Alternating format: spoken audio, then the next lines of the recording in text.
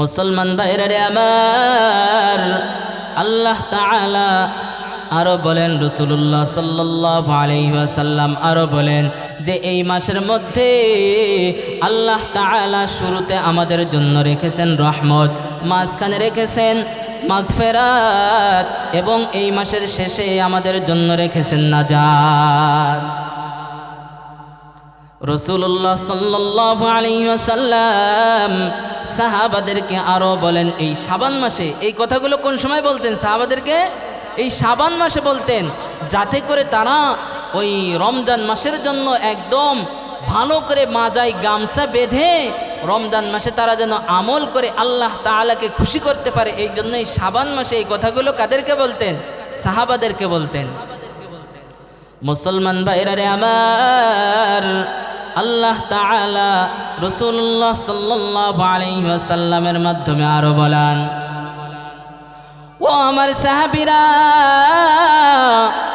এই মাসের মধ্যে তোমরা দুইটা কাজ বেশি বেশি করবা, যেই দুইটা কাজের দ্বারা তোমরা আল্লাহ তাআলার সন্তুষ্টি অর্জন করতে পারবা, এবং আরো দুইটা কাজ বেশি বেশি করবা, যেই দুইটা কাজ না করে তোমাদের কোনো উপায় নাই। যেই দুইটা কাজ বেশি বেশি করবা, ওই কাজের দ্বারা তোমরা তোমাদের রবকে সন্তুষ্টি করতে পারবা। সেই দুইটা কাজ কি জানো? এক নম্বরে হইল কালিমা শাহাদাত বেশি বেশি পড়তে হবে। কালিমা শাহাদাত কি করতে হবে? বেশি বেশি পড়তে হবে। দুই নম্বরে বেশি বেশি ইস্তেগফার করতে হবে, আল্লাহ তাআলার কাছে ক্ষমা চাইতে হবে। আস্তাগফিরুল্লাহ ওয়া আতুবু ইলাইহি।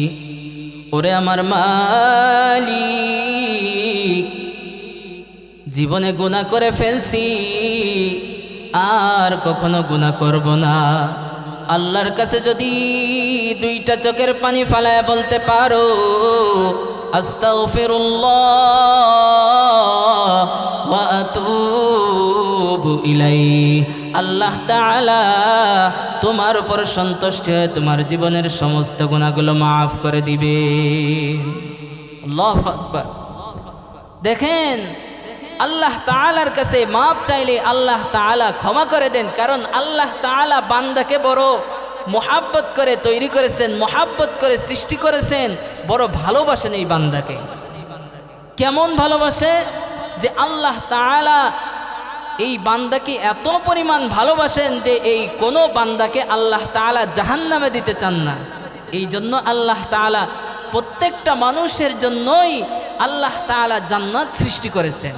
ওয়ামা খালাকতুল জিন্না ওয়াল ইনসা ইল্লা লিয়াবুদুন।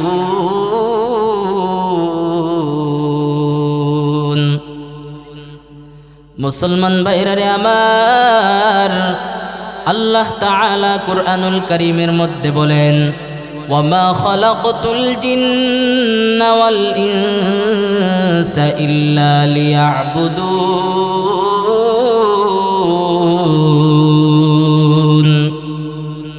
আল্লাহ তাআলা বলেন, আমি মানুষ এবং জিনকে একমাত্র আমার ইবাদতের জন্য সৃষ্টি করেছি। তাহলে মানুষকে কিসের জন্য সৃষ্টি করেছেন?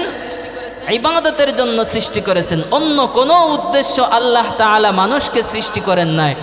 আর এই দুনিয়ার মধ্যে যত মাখলুকাত দেখেন, আল্লাহ তাআলার যত সৃষ্টি দেখেন, সব কিছু সৃষ্টি করেছেন শুধুমাত্র এই মানুষের গোলামি করার জন্য, এই মানুষের উপকারের জন্য। আর মানুষকে আল্লাহ তাআলা কিসের জন্য বানিয়েছেন? তাঁর গোলামি করার জন্য। প্রিয় মুসলমান ভাইরা, এই গোলামি করার জন্য, আল্লাহ তাআলার ইবাদত বন্দেগী করার জন্য সব থেকে দামি একটা মাস আছে। সেই মাসের নাম কি বলেন তো? রমজান মাস। যেই মাসটা আমাদের সামনে আর হয়তো 4-5 দিন গেলেই মাসটা আসবে। তো প্রিয় মুসলমান ভাইরা, আল্লাহ তাআলা যেহেতু আমাদেরকে সৃষ্টি করেছেন একমাত্র তার ইবাদতের জন্য, অন্য কোনো উদ্দেশ্য সৃষ্টি করেন নাই, তাহলে আল্লাহ তাআলাকে রাজি খুশি করেই এই দুনিয়ার থেকে যাইতে হবে। এর আগে এই দুনিয়ার থেকে বিদায় নেওয়া যাবে না। আল্লাহ তাআলাই নিষেধ করেছেন। আল্লাহ তাআলা অন্য এক আয়াতের মধ্যে বলেন, يا أيها الذين آمنوا اتقوا الله يا أيها الذين آمنوا اتقوا الله حق تقاته ولا تموتن إلا وأنتم مسلمون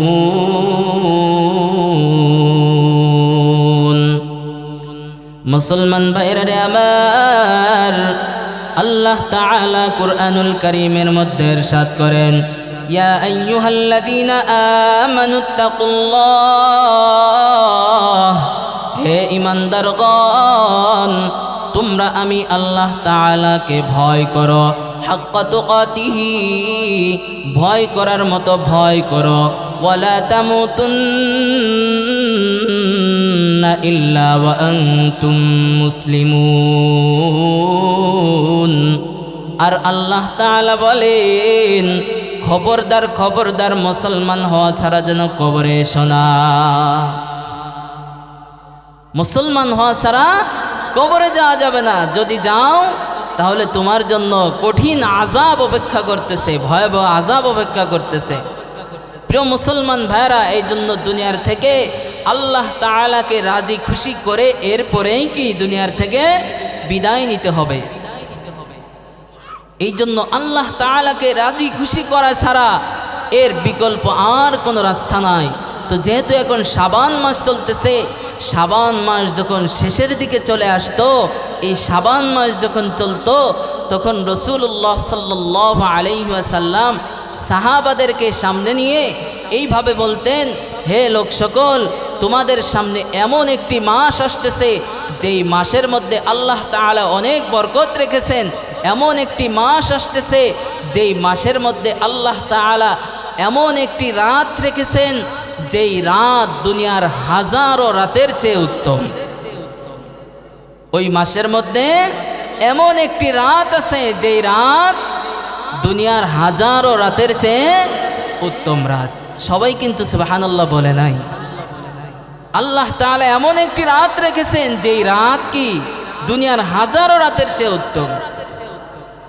মুসলমান ভাইরা আমার রাসূলুল্লাহ সাল্লাল্লাহু আলাইহি ওয়াসাল্লাম আরো বলেন এই মাস এমন একটি মাস যেই মাসের মধ্যে কেউ যদি একটা নফল আদায় করে রমজানের বাহিরে একটা ফরজ আদায় করলে যেই সওয়াব হয় আল্লাহ তাআলা আপনার আমার আমলনামায় একটা নফল আদায় করলে একটা ফরজের সওয়াব দান করবেন সুবহানাল্লাহ সুবহানাল্লাহ এই রমজান মাস এমন একটি মাস যেই মাসের মধ্যে কেউ যদি একটি নফল আদায় করে আল্লাহ তাআলা রমজানের বাহিরে একটি ফরজ আদায় করলে যেই সওয়াব হয় ওই পরিমাণ সওয়াব কি আপনার আমার আমলনামায় দান করবেন আল্লাহু আকবার মুসলমান ভাইরা আমার আল্লাহ তাআলা 2 নম্বরে বলেন এই রমজান মাসে যদি কোনো ব্যক্তি একটি ফরজ আদায় করে তাহলে আল্লাহ তাআলা রমজানের বাহিরে 70টি ফরজ আদায় করলে যেই পরিমাণ সওয়াব হয় রমজান মাসে কেউ যদি একটি নফল আদায় করে আল্লাহ তাআলা ওই বান্দার আমলনামায় 70টি ফরজ আদায় করার সওয়াব দান করেন সুবহানাল্লাহ আল্লাহ তাআলা বড় মায়ার মাওলা বড় দয়ার মাওলা অন্য কোনো উম্মতের জন্য কিন্তু এত সুযোগ ছিল না আগের উম্মতের জন্যও কিন্তু রোজা কি ছিল বলেন তো ফরজ ছিল কিন্তু এত সুযোগ সুবিধা এত সওয়াব লুটে নেওয়ার তাদের জন্য কোনো সুযোগ ছিল না আল্লাহ তাআলা আমাদের জন্য যত সুযোগ রেখেছেন প্রিয় মুসলমান ভাইরা রাসূলুল্লাহ সাল্লাল্লাহু আলাইহি ওয়াসাল্লাম আরো বলেন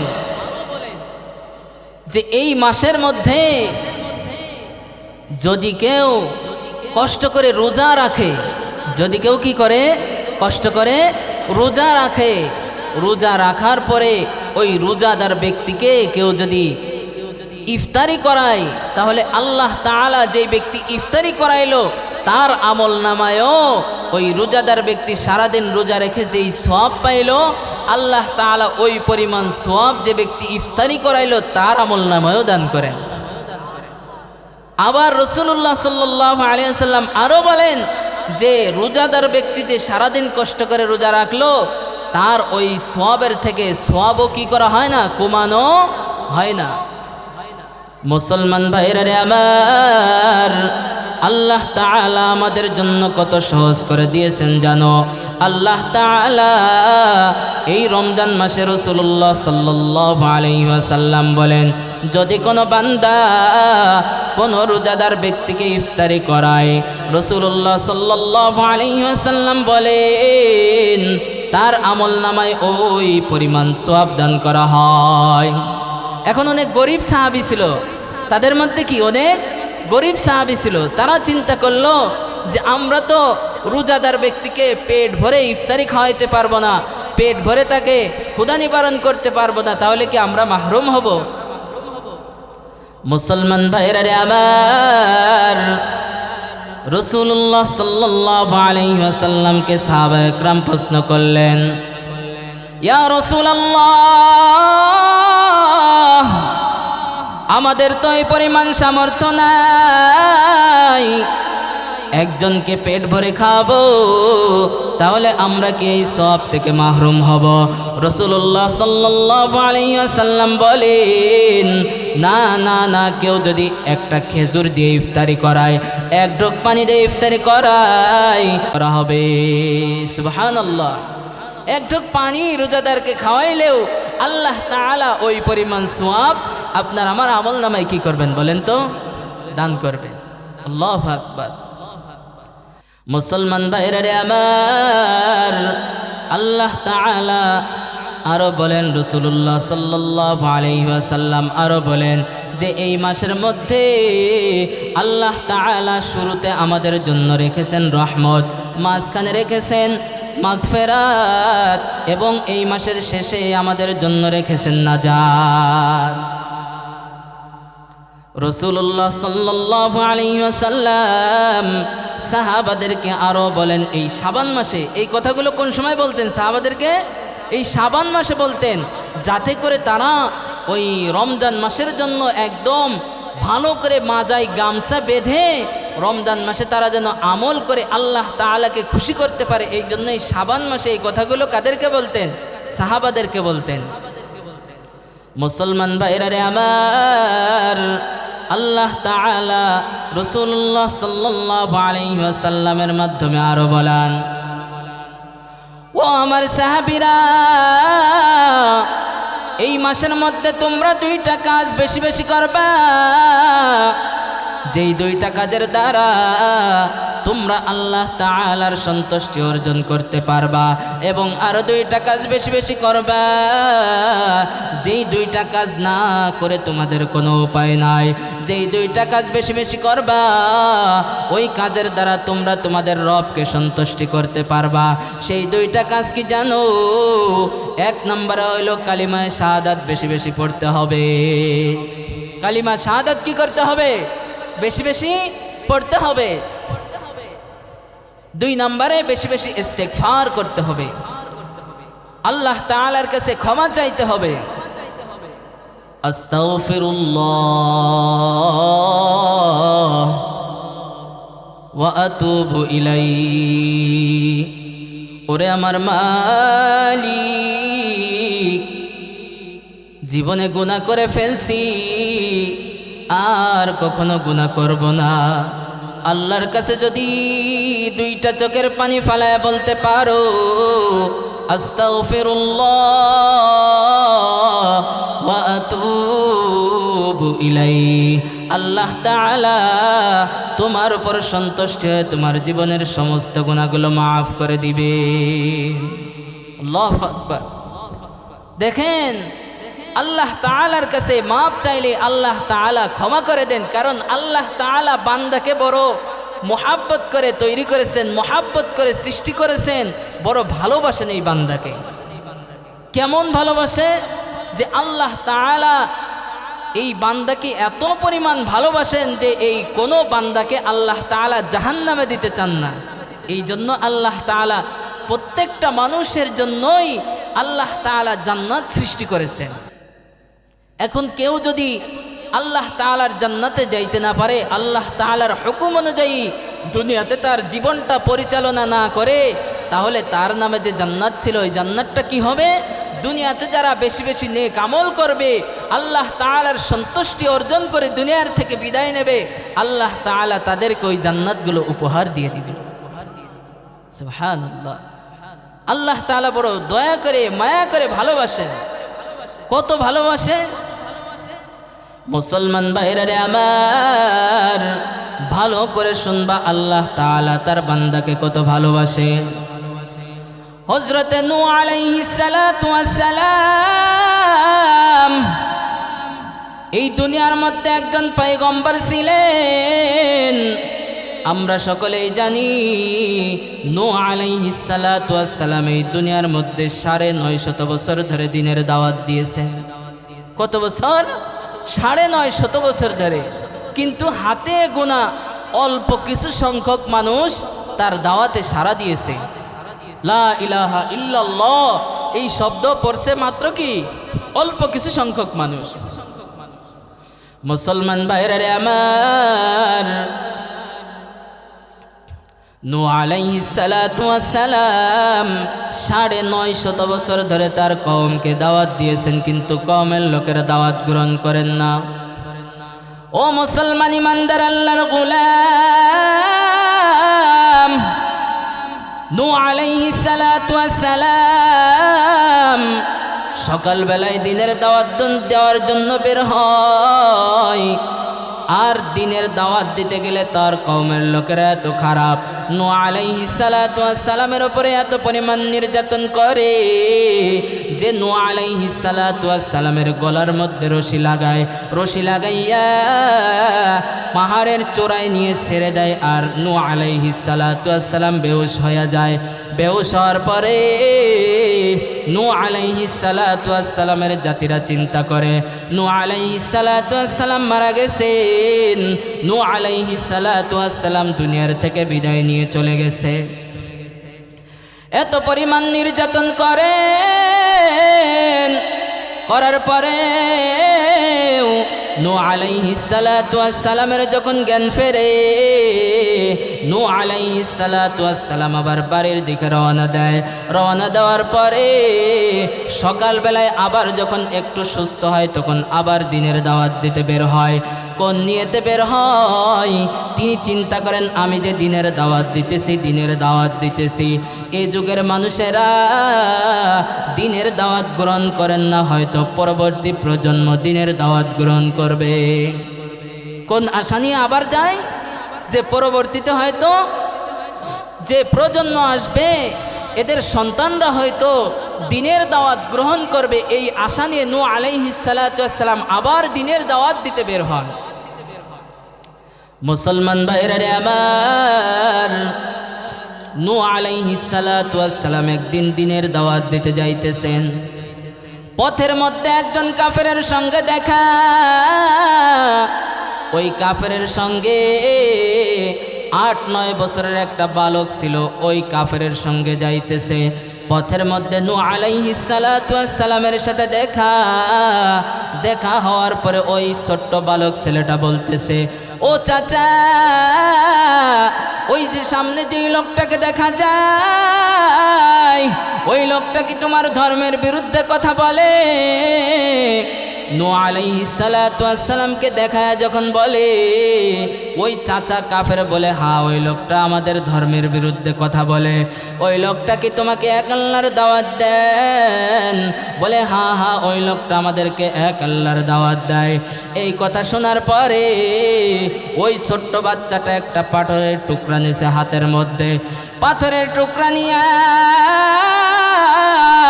নূহ আলাইহিস সালাতু ওয়াস সালামের গায়ে এত জোরে আঘাত করছে, নূহ আলাইহিস সালাতু ওয়াস সালাম ওই পাথরের আঘাত পাইয়া তার শরীর থেকে অঝর ধরায় রক্ত ঝরতেছে। এরপরে নূহ আলাইহিস সালাতু ওয়াস সালাম তিনি চিন্তা করলেন এ প্রজন্ম দিনের দাওয়াত গ্রহণ করে না। আমি চিন্তা করেছিলাম এরপরে যে প্রজন্ম আসবে তারা হয়তো দিনের দাওয়াত গ্রহণ করবে, কিন্তু না, আজকে যেই অবস্থা দেখলাম এরপরের প্রজন্ম দিনের দাওয়াত গ্রহণ করবে না। নূহ আলাইহিস সালাতু ওয়াস সালাম আল্লাহ তাআলার কাছে বদদুআ করলেন, ওরে আমার মালিক, 950 বছর ধরে দিনের দাওয়াত দিলাম, কেউ দিনের দাওয়াত গ্রহণ করলো না, অল্প কিছু মানুষ ছাড়া। আমি মনে করেছিলাম পরবর্তী প্রজন্ম হয়তো দিনের দাওয়াত গ্রহণ করবে, কিন্তু আজকে যা দেখলাম পরবর্তী প্রজন্ম দিনের দাওয়াত গ্রহণ করবে না। ওগো আল্লাহ, আপনি তাদেরকে ধ্বংস করিয়া দেন, আপনি এমন গজব দিবেন যেন দুনিয়ার কেউ না বেঁচে থাকে। আল্লাহ তাআলা নূহ আলাইহিস সালাতু ওয়াস সালামের বদদুআ কবুল করলেন। কবুল করার পরে আল্লাহ তাআলা নূহ আলাইহিস সালাতু ওয়াস সালামকে বললেন, আরে আমার নূহ, তুমি একটি কিস্তি তৈরি করো, একটি নৌকা বানাও। নৌকা বানায়া যারা ইসলাম গ্রহণ করছে, এক কালিমার দাওয়াত গ্রহণ করছে, ওদেরকে ওই নৌকার মধ্যে উঠায়া নাও। এরপরে আল্লাহ তাআলার আদেশে নূহ আলাইহিস সালাতু ওয়াস সালাম নৌকা বানাইলেন। নৌকা বানানোর পরে ওই নৌকার মধ্যে যখন এক কালিমার দাওয়াত গ্রহণ করছে এই লোকগুলাকে উঠাইলেন। উঠানোর পরে আল্লাহ তাআলা আসমান থেকে বৃষ্টি শুরু করলেন এবং জমিন থেকে পানি উঠানো শুরু করলেন। দুই দিকে এত পরিমাণ গজব, এই গজব আস্তে আস্তে পুরা পৃথিবী পানির নিচে চলে গেছে। যাওয়ার পরে এরপরে এই দুনিয়াতে যত মানুষ ছিল সবাইকে আল্লাহ তাআলা ধ্বংস করে দিয়েছেন। ধ্বংস করে দেওয়ার পরে নূহ আলাইহিস সালাতু ওয়াস সালামের নৌকা আবার যখন দুনিয়াতে আসছে, আসার পরে নূহ আলাইহিস সালাতু ওয়াস সালাম একদিন নিরিবিলি বসে আছেন। বসে থাকার পরে আল্লাহ তাআলা নূহকে ডেকে বলেন, আরে আমার নূহ, তুমি কিছু মাটির পাতিল বানাও, তুমি কিছু মাটির পাতিল তৈরি করো, বিভিন্ন ডিজাইনের প্লেট বানাও, কিছু মাটির কলসি বানাও, হাড়ি পাতিল বানাও। নূহ আলাইহিস সালাতু ওয়াস সালাম আল্লাহ তাআলার আদেশ পাইয়া কিছু মাটির পাতিল তৈরি করলেন। আল্লাহ তাআলাকে বললেন, ওগো আল্লাহ, কি পরিমাণ পাতিল বানাবো? আল্লাহ তাআলা বলেন, পরবর্তী নিষেধ না আসা পর্যন্ত তুমি পাতিল বানাইতে থাকো। নূহ আলাইহিস সালাতু ওয়াস সালাম আল্লাহ তাআলার আদেশ পাইয়া এত পরিমাণ পাতিল বানাইলেন। পাতিল বানানোর পরে আল্লাহ তাআলা বললেন, এরে নূহ, আর পাতিল বানানো লাগবে না, এখন থামো, তোমার হাতের মধ্যে একটা লাঠি নাও, লাঠি নিয়ে এই পাতিলগুলো ভাঙ্গো, এই পাতিলের উপর আঘাত করো, এই পাতিলগুলো ভেঙ্গে টুকরা টুকরা করো। নূহ আলাইহিস সালাতু ওয়াস সালাম আল্লাহ তাআলার আদেশ পাইয়া ওই পাতিলগুলো নিজের হাতের দ্বারা ভাঙলেন, বাড়াই ভাঙলেন। ভাঙ্গার পরে এরপরে মন খারাপ করে নূহ আলাইহিস সালাতু ওয়াস সালাম বসে আছেন। কিসের জন্য বসে আছেন? মুসলমান ভাইরা রে আমার, নূহ আলাইহিস সালাতু ওয়াস সালাম চিন্তা করতেছেন, এতগুলো পাতিল বানাইলাম, এত কষ্ট করে পাতিল বানাইলাম, কত ডিজাইনের পাতিল বানাইলাম, কিন্তু আল্লাহ তাআলা কিসের জন্য ভাঙতে বলল কিছুই তো বুঝলাম না। আল্লাহ তাআলা নূহ আলাইহিস সালাতু ওয়াস সালামকে ডেকে বলতেছেন, আরে নূহ, তুমি কি এই পাতিলগুলো ভাঙ্গার পরে তোমার এত মন খারাপ? এই পাতিলগুলোকে তুমি জান দিছিলা? বলে না না আল্লাহ, আমি এই পাতিলগুলোকে তো জান দিই নাই। বলে এই পাতিলগুলোকে তুমি হাত দিছিলা নাকি? বলে না না আল্লাহ, আমি এই পাতিলগুলোকে তো হাত দেই নাই। বলে তুমি এই পাতিলগুলোকে কি কথা বলার শক্তি দিছিলা? বলে না না না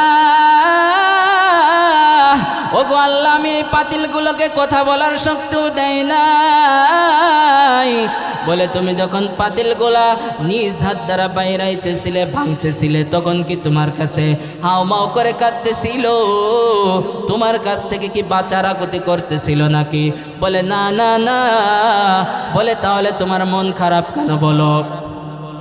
আরে তুমি কি জানো আমার এই আদম সন্তানগুলো, এই মানুষগুলোকে তুমি যখন বদদুয়া করলা, আমি আল্লাহ তাআলা তোমার বদদুয়া কবুল করিয়া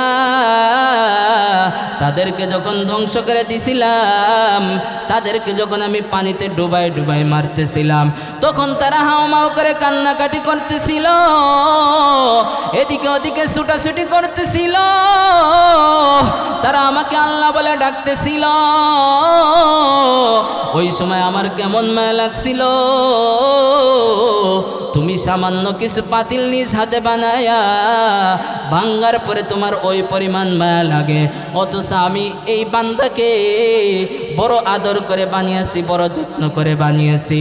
এই বান্দাগুলোকে আমি যখন পানিতে ডুবায় মারতেছিলাম, তাদের ছোটাছুটি দেখিয়া আমি আল্লাহ তাআলার ওই পরিমাণ মন খারাপ হয়েছিল। আল্লাহু আকবার।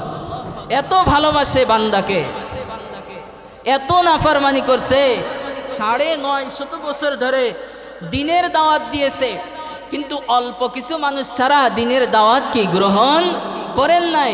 এরপরে ওই জাতিকে আল্লাহ তাআলা ধ্বংস করে দিছেন, তারা একটু ছুটাছুটি করছে, তাদের জন্য আল্লাহ তাআলার এত মায়া, তাদের জন্য কি আল্লাহ তাআলার এত পরিমাণ মায়া। মুফাসসিরিনে ইকরাম বলেন যে আল্লাহ তাআলা দুনিয়াতে আপনি যত বড়ই নাফরমান হন না কেন, আচ্ছা বলেন তো সাদ্দাত, হামান, কারুন, ফিরাউন, এদের থেকেও কি আমরা বেশি নাফরমানি করি? বলেন তো না, এদের থেকে আমরা কি বেশি নাফরমানি করি না? অথচ মুফাসসিরিনে ইকরাম বলেন যে ওই সাদ্দাত আল্লাহ তাআলার এত পরিমাণ নাফরমানি করছে, ওই ফিরাউন এত পরিমাণ নাফরমানি করছে, এরপরেও সাদ্দাত যখন তার জান্নাতে, আল্লাহ তাআলার জান্নাতে যাবে না, এই জন্য দুনিয়াতে সে নিজেই জান্নাত তৈরি করেছিল, তার জান্নাতে যখন যাইতেছিল ওই আজরাইলকে বলতেছিল, আজরাইল ভাই আপনি আমাকে একটা মিনিট সময় দেন, আমি শুধু আমার জান্নাতটা একটু ঘুরে দেখব, আমার জান্নাতে একটু যাব, আমি একটা নজর খালি আমার জান্নাতটা দেখতে চাই। তো এই বলে আজরাইলের কাছে একটু কাতরাইতেছিল। মুফাসসিরিনে ইকরাম বলেন যে ওই সময় পর্যন্ত এত পরিমাণ নাফরমানি করছে, ওই সময়ও যদি আজরাইলের কাছে না কাতরায়া যদি আল্লাহ তাআলাকে বলতো, ওরে আমার মালিক আমি তো ভুল করে ফেলেছি, আমি তো অন্যায় করে ফেলেছি, আমি তো বুঝতে পারি নাই, আল্লাহ আপনি আমাকে মাফ করে দেন, আল্লাহ তাআলা সঙ্গে সঙ্গে মাফ করে আল্লাহ তাআলার বানানো জান্নাত ওই সাদ্দাতকে উপহার দিতে। এত পরিমাণ মায়া আল্লাহ তাআলা, এত পরিমাণ কি মায়া। প্রিয় মুসলমান ভাইরা, এই জন্য সামনে রমজান মাস আসতেছে, এই রমজান মাসটাকে আমরা কিভাবে কাজে লাগাইতে পারি, এই রমজান মাসটা কিভাবে সুন্দরভাবে আমাদের জীবনের শ্রেষ্ঠ রমজান হয়, এটা এখন থেকেই পরিকল্পনা করতে হবে, নিজেকে সাজাইতে হবে যে এই রমজান মাসটা আমি এমনভাবে কাটাবো যেন আমার জীবনের শেষ রমজান এইটাই। আচ্ছা বলেন তো, কেউ যদি জানতো যে এই রমজানটাই আমার জীবনের শেষ রমজান, তাহলে সে কি পরিমাণ ইবাদত বন্দেগী করতে এই রমজানে? আচ্ছা কেউ যদি জানতো যে আমি যে আজকে ইশার নামাজ পড়তেছি, এই ইশার নামাজই আমার জীবনের শেষ নামাজ, তাহলে ওই নামাজটা কতটা বিনয়ের সাথে, কতটা সময় নিয়ে, কতটা ধীর স্থিরভাবে নামাজ পড়তো বলেন তো। আল্লাহু আকবার। অথচ আমরা এই চিন্তাটুকু করি না, এতটুকু ভাবি না যদি আমরা চিন্তা করতাম, ভাবতাম, তাহলে আমাদের দ্বারা এত গুনাহ হইতো না। কারণ আল্লাহ তাআলা, এই যে আমরা যে দুনিয়াতে আসছি, বলেন তো কেউ কি আমরা নিজের ইচ্ছায় আসছি দুনিয়াতে? কেউ কি আসছি নিজের ইচ্ছায়? যে আল্লাহ তাআলার কাছে দরখাস্ত করেছিলাম, ওগো আল্লাহ আমি এই মুহূর্তে বা এই সময়ে দুনিয়ায় যাইতে চাই, আর আল্লাহ তাআলা ওই সময় ওই মুহূর্তে আপনাকে আমাকে দুনিয়াতে পাঠিয়েছেন, এমনটি কি হয়েছে? না। এখন যে আমরা দুনিয়াতে আসি, এটাও কি আমরা নিজের ইচ্ছায় আসি নাকি আল্লাহ তাআলার ইচ্ছায় আসি? বলেন তো। আল্লাহ তাআলার ইচ্ছায় আসি। আবার এই দুনিয়ার থেকে বিদায় নিয়ে চলে যাব, এই যে চলে যাব, এটাও নিজের ইচ্ছায় সম্ভব না। আল্লাহ তাআলা যেদিন ডাক দিবেন ওই দিন ওই দুনিয়ার থেকে বিদায় নিয়ে চলে যেতে হবে। তাহলে কিসের এত অহংকার, কিসের এত বড়াই, কিসের জন্য আমরা আল্লাহ তাআলাকে ভুলিয়া অন্য পথে চলাচল করি, নিজেদের মন মতো খামখেয়ালিভাবে চলাচল করি? কারণ দুনিয়াতে আসি পরের ইচ্ছায়, আল্লাহ তাআলার ইচ্ছায়। দুনিয়াতে বর্তমান আসি আল্লাহ তাআলার ইচ্ছায়, দুনিয়ার থেকে বিদায় নিয়ে চলে যেতে হবেও কার ইচ্ছায়? আল্লাহ তাআলার ইচ্ছায়।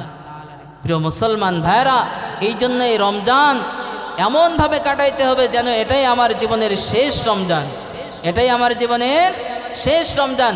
বলতেছিলাম যে এই রমজানে 4টা কাজ বেশি বেশি করতে হবে, তার মধ্যে 2টা কাজ করলে রবের সন্তুষ্টি অর্জন হবে। সেই 2টা কাজ হলো, 1 নম্বরে বেশি বেশি কালিমা শাহাদাত পড়া এবং বেশি বেশি আল্লাহ তাআলার কাছে ইস্তেগফার করা, ক্ষমা চাওয়া। আর 2টা কাজ, এমন কাজ আছে যে 2টা কাজও করতে হবে, যে 2টা কাজ করা ছাড়া আমাদের কোনো উপায় নাই। যেই 2টা কাজ ছাড়া আমাদের কোনো কি নাই, উপায় নাই। সেটা হলো, 1 নম্বরে আল্লাহ তাআলার কাছে বেশি বেশি জান্নাত চাইতে হবে, আল্লাহ তাআলার কাছে বেশি বেশি জান্নাত চাইতে হবে। এবং 2 নম্বরে আল্লাহ তাআলার কাছে জাহান্নাম থেকে পানাহ চাইতে হবে। জাহান্নাম থেকে কি? পানাহ চাইতে হবে। এই 2টা কাজ করা ছাড়া কোনো কি নাই, উপায় নাই। এই জন্য 4টা কাজ বেশি বেশি করতে হবে, তার মধ্যে 2টা কাজ রবের সন্তুষ্টি, আর 2টা কাজ কার জন্য? নিজের জন্য। প্রিয় মুসলমান ভাইরা, এই জন্য এই যে রমজানের যে হাদিসটি বললাম, যে আল্লাহ পাক রব্বুল আলামিন এই রমজানকে ঘিরে একটা নফলকে একটা ফরজের সমতুল্য করেছেন, এবং একটা ফরজকে 70টি ফরজের সমতুল্য করেছেন। এবং এই রমজানে রোজাকে আল্লাহ তাআলা ফরজ করেছেন, রাতের নামাজকে অর্থাৎ তারাবি নামাজকে আল্লাহ তাআলা সওয়াবের কাজ করে দিয়েছেন।